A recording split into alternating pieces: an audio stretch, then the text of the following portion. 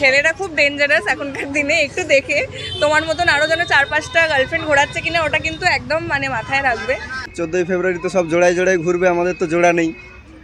প্রেম না করে বিয়ে করা ভালো, প্রেম করেও বিয়ে করা ভালো যদি বিয়েটা ঠিকঠাক চলে। আমার নেই বয়ফ্রেন্ড। প্রত্যেক সিঙ্গেলদের উদ্দেশ্যে আমরা ঘোষণা, ভাই ওইসব চক্করে পড়ো না ভাই তোমরা। এমা আমার বরের তো অলরেডি একটা অ্যাফেয়ার চলছে, সে তো নিজের পুরনো প্রেমিকাকে এখনো ভুলতেই পারেনি। মোটামুটিভাবে আমরা তো সিঙ্গেল, এখনও জোটাতে পারিনি সেইভাবে, বুঝলেন তো? ব্যাপারটা বুঝতে পারছেন কি বলতে চাইছি? তুমি আরেকবার কোয়েশ্চেনটা করো, মানে আমি কোয়েশ্চেন ভুলে যাচ্ছি ওর অ্যান্সার শুনতে। প্রেম করে বিয়ে করাটা ভালো। বিয়ে তো সবাইকে করতে হবে, তো এবার প্রেমটা সেটা বিয়ের আগে হোক পরে হোক হওয়াটা জরুরি। প্ল্যানিং সেদিন তো সরস্বতী পুজো, আমার বাড়িতে পুজো আছে, সরস্বতী পুজোই কাটানো হবে, ভ্যালেন্টাইন্স ডে তো হচ্ছে না। প্রেম করে বিয়ে করাটাই ভালো।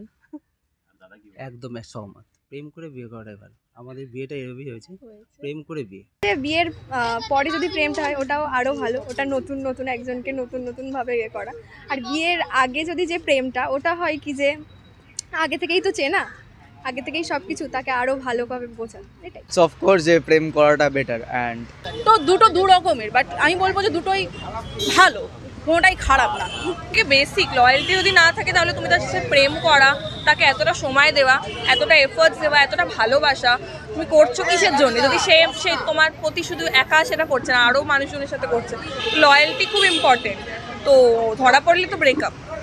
প্রশ্ন করো, এটা খুব বোকা বোকা প্রশ্ন হয়ে গেল তখন, মানে এক তো হচ্ছে সেই সিচুয়েশনে আমি নেই, আমি বুঝতে পারছি না কি জিজ্ঞাসা করবো। হয়তো নর্মাল কিটুকু হতে পারে যে এরকম তুমি করেছো কেন, এটা শুনলাম, এটা কেন, এটা কি সত্যি, এরকম বোকা বোকা কোয়েশ্চেন হতে পারে। তখন তো মাথা কিছু থাকে না, তখন সব বোকা হয়ে যায়।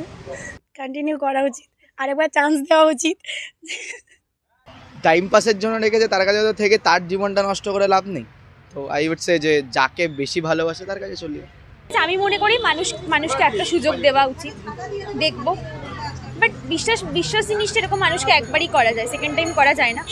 সন্ধেবেলা একা বাড়িতে চারদিকে মোমবাতি জ্বালাই, আমি যেখানে থাকি না কেন মোমবাতি জ্বালাই। তোমাকে দিয়ে তাকে পোষাচ্ছে না, সেই জন্য অন্য কোথাও গিয়েছে। দু নৌকায় পা দিয়ে তো চলা যায় না। ওই শ্যুট করে দেবো রুস্তম ফেরা, হয় ওকে শ্যুট করবো না নিজে শ্যুট করবো। নিজে এটা ভালোবাসা তো একবারই হয়, দুবারও তো ভালোবাসা হয় না। আমি যে মন থেকে ওকে ভালোবাসি, আমি ওকে মন থেকে ভালোবাসি, সে যে অন্য আমাকে ধোঁকা দেয়, তো আমি চাইবো হয় আমি থাকবো না ও থাকবে।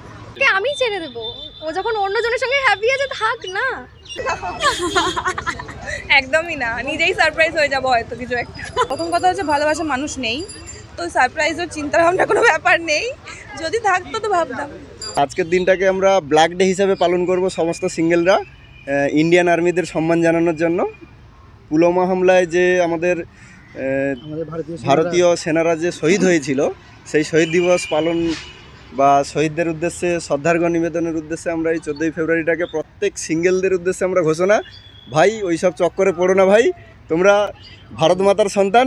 তো ভারত মাতাকে ওই দিন শ্রদ্ধা জানাতে তোমরা সবাই মিলে মোমবাতি জ্বালিও। এবং কোনো দেওয়ার ইচ্ছে নেই, দেখার ইচ্ছা আছে কি করে আমার জন্য।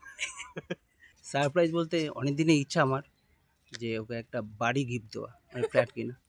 আমি তো সারপ্রাইজ তার জীবন, তার থেকে বেটার কি সারপ্রাইজ হতে পারে? প্রেম করো, খুব ভালো করে করো, চুটিয়ে করো, কিন্তু দেখে বুঝে করো, বোকা হয়ে যেও না, প্রেমে অন্ধ হয়ে যাও না, মেয়েরা বিশেষ করে। ছেলেরা খুব ডেঞ্জারাস এখনকার দিনে, একটু দেখে তোমার মতন আরও যেন 4-5টা গার্লফ্রেন্ড ঘোরাচ্ছে কিনা ওটা কিন্তু একদম মানে মাথায় রাখবে।